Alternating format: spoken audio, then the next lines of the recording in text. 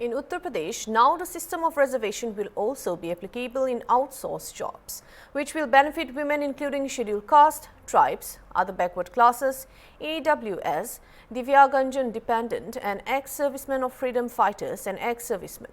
For this, the UP cabinet meeting headed by CM Yogi Adityanath approved the important proposal for the formation of Uttar Pradesh Outsourced Service Corporation as a non-profit organization under Section 8 of the Companies Act 2013. With the formation of corporation, the minimum was fixed at 16 to 20,000 rupees as well as about 9 lakh outsourced personnel of UP will get a big relief. According to the Yogi government, the corporation has been formed to protect outsourced personnel from harassment and exploitation. Uttar Pradesh outsource सेवा निगम की companies act 2013 के section 8 के अंतर्गत एक public limited company non profitable का जो गठन किया गया है, उसी के तहत उत्तर प्रदेश सरकार के विभिन्न विभागों तथा संस्थाओं में आउटसोर्सिंग के माध्यम से कार्मिकों की सेवाएं जो दी जा रही हैं, उसको बेहतर बनाने के लिए आज मंत्री परिषद के समक्ष एक प्रस्ताव आया है।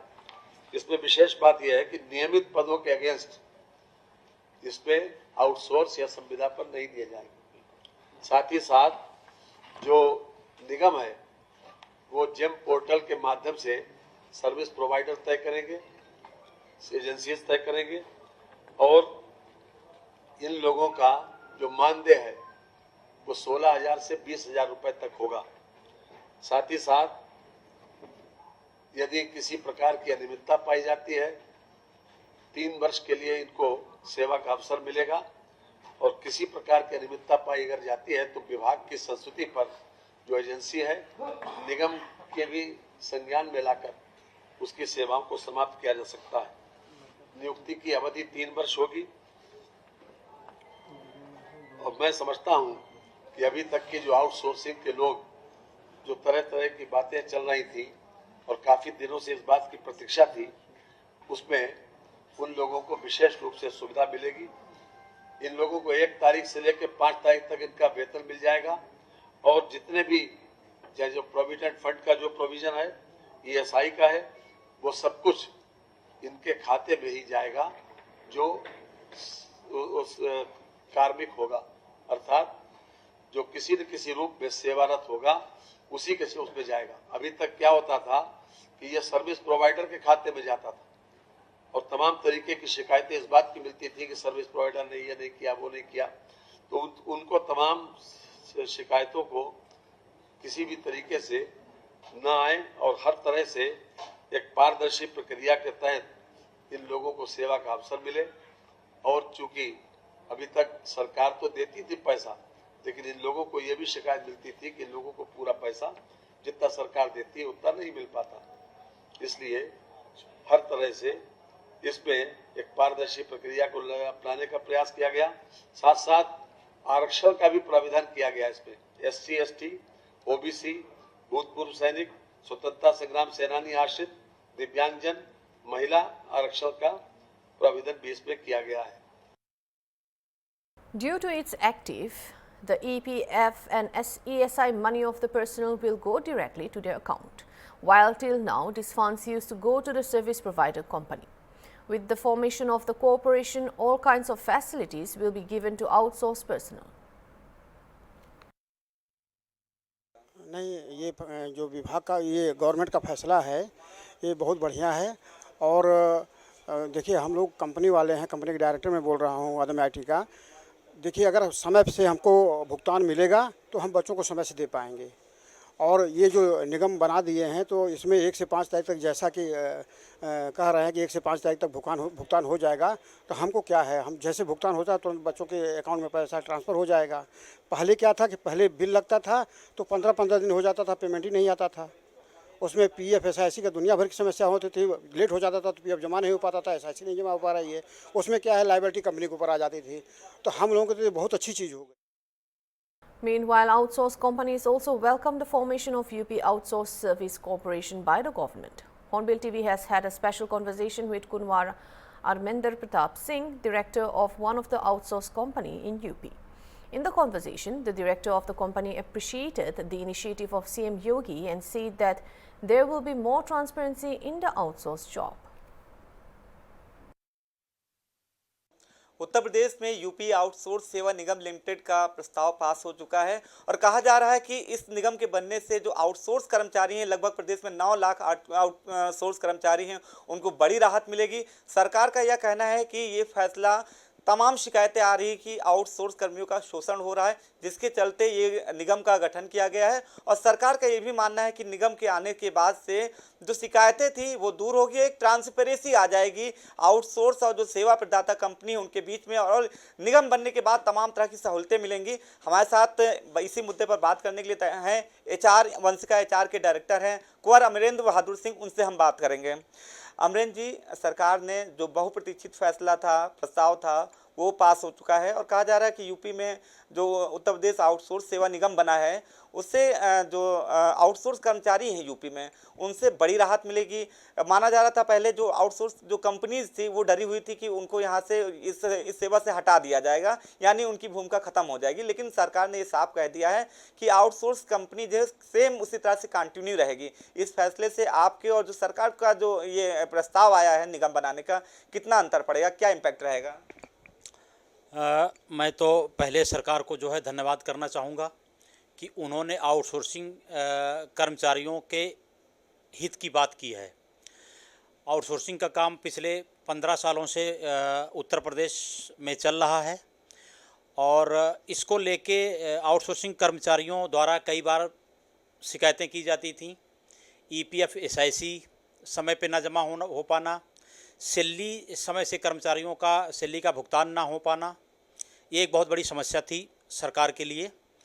और सरकार का यह कदम बहुत ही क्या नाम है, मतलब सराहनीय है और हम इसका स्वागत करते हैं।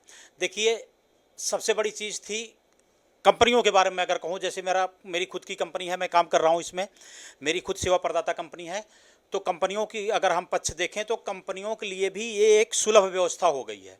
सुलभ व्यवस्था इस तरीके से हो गई है कि अब जो है टेंडर जितने भी होंगे वो केंद्रीकृत हो गए। टेंडर एक जगह से निगम की आउटसोर्सिंग जो निगम बना हुआ है इसकी निगरानी में टेंडर जेम पोर्टल के माध्यम से कंपनियों का इम्प्लीमेंट और चयन किया जाएगा। तो अब यह है कि केंद्रीकृत व्यवस्था हो गई कि यूपी में किसी भी डिपार्टमेंट का 52 डिपार्टमेंट हैं, 56 डिपार्टमेंट हैं, किसी भी डिपार्टमेंट का जो टेंडर होगा, जहां जो आवश्यकता होगी, आवश्यकता अनुसार डिमांड करेगा विभाग और इसका टेंडर निकालेगा जो है सेवा निगम, आउटसोर्सिंग सेवा निगम। तो कंपनियों के लिए ये सुलभ हो गया। दूसरा, एम्प्लॉयों का, चूँकि मैं ये नहीं कहता हूँ कि सेवा प्रदाता की ही या कंपनियों की ही कमी थी कि सैलरी लेट होती थी, EPF SIC लेट होता था। जैसे कहीं कहीं समस्याएं थी कि कंपनियां अपना बिल लगाती थी, 1 से 5 तारीख के बीच में बिल लगा देती थी अटेंडेंस आने के बाद, लेकिन उनको भुगतान होने में कभी कभी 15 तारीख के बाद भुगतान होता था। किसी डिपार्टमेंट में या किन्हीं कारणों से मतलब बजट की व्यवस्था नहीं है या कोई और अन्य कारण हो गया, तो इस वजह से लेट होता था।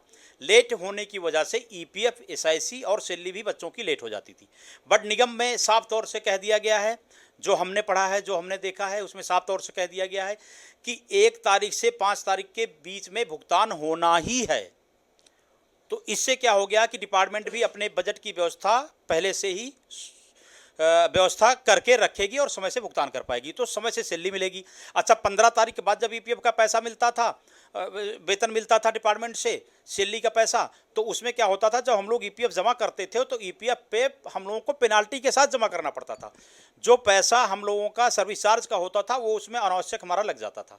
तो हम लोगों के लिए भी हम तो स्वागत करते हैं इस फैसले का।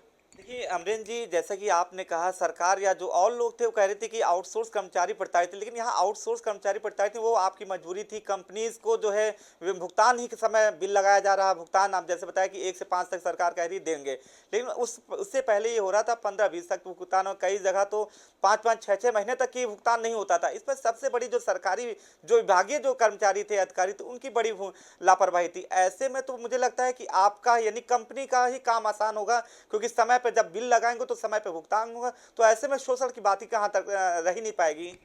नहीं, बिल्कुल, मैंने अभी आपसे कहा कि उसमें आउटसोर्सिंग निगम में जो नियम बना है, जो इसके नियमावली हमने अभी तक पढ़ी है, उसमें ये साफ तौर से है कि 1 से 5 तारीख के बीच में हर हालत में डिपार्टमेंट भुगतान करेगा।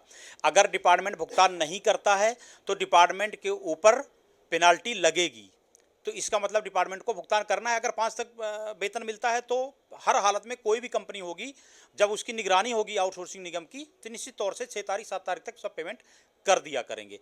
तो ये तो समय पे वेतन निश्चित तौर से मिलना चाहिए। कोई भी मेहनताना है, कोई भी कर्मचारी है, अगर वो महीने भर मेहनत करता है तो महीने के बाद 1 तारीख से वो वेतन का इंतजार करता है, तो समय से मिलेगा। ये बहुत स्वागत योग्य कदम है और होना भी चाहिए। कि ये राहत भरी खबर है कंपनीज के लिए, आप लोगों के लिए, कि समय पर बिल लगेगा, समय पर भुगतान होगा और समय पर वेतन जाएगा। दूसरी बात, सरकार ने निगम के माध्यम से ये भी कही कि जो न्यूनतम वेतन है फिक्स कर दिया है 16 से लेकर 20,000। इस फैसले को आप क्या मानते हैं? नहीं, बिल्कुल सही है। अभी तक जो है हालांकि श्रम विभाग का मिनिमम वेजेस है, जो हमारे यहाँ हमारे प्रदेश में सभी आउटसोर्सिंग कर्मचारियों पे लागू था। मिनिमम वेजेस तो फॉलो हो रहा था, बट उसके हिसाब से भी वेतन 10-11 हज़ार से ज़्यादा 4th क्लास का नहीं होता था।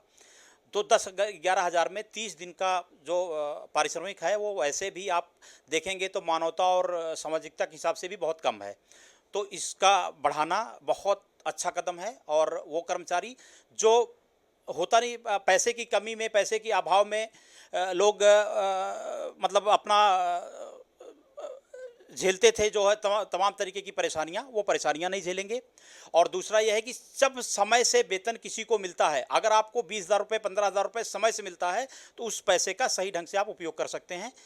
किसी को बैंक का लोन है, उसका 5 तारीख को कटना है लोन की किस्त, कर्मचारी है वो 10,000 रुपये सैलरी वाला, अगर उसको 20 तारीख को वेतन मिलेगा तो अपना ऋण कैसे वो चुकाएगा? तो इन सब ऐसी ही तमाम समस्याएं हैं जो उनकी सॉल्व होंगी। ठीक है, आप वंशिका एचआर के डायरेक्टर हैं कुंवर अमरेंद्र प्रताप सिंह जी, जिनका साफ कहना है कि जो सरकार का जो फैसला आया है निगम बनाने का, वो स्वागत योग्य है। और सबसे बड़ी राहत की खबर इन लोगों की ये है कि इन लोगों का जो समय पर भुगतान नहीं होता था, जब इनका समय पर भुगतान बिल लगाने पर नहीं हो रहा था तो कर्मचारियों को भी वेतन नहीं मिल रहा था। ऐसे में इनको समय पर भुगतान होगा तो समय पर जाहिर सी बात है कि आउटसोर्स कर्मचारी हैं उनको भी समय पर वेतन का भुगतान हो जाएगा। कुल मिलाकर इनके लिए, इनके जैसे तमाम कंपनियों के लिए एक राहत भरी खबर है। वीडियो जर्नलिस्ट विजय के साथ अनूप चौधरी, हॉर्नबिल टीवी।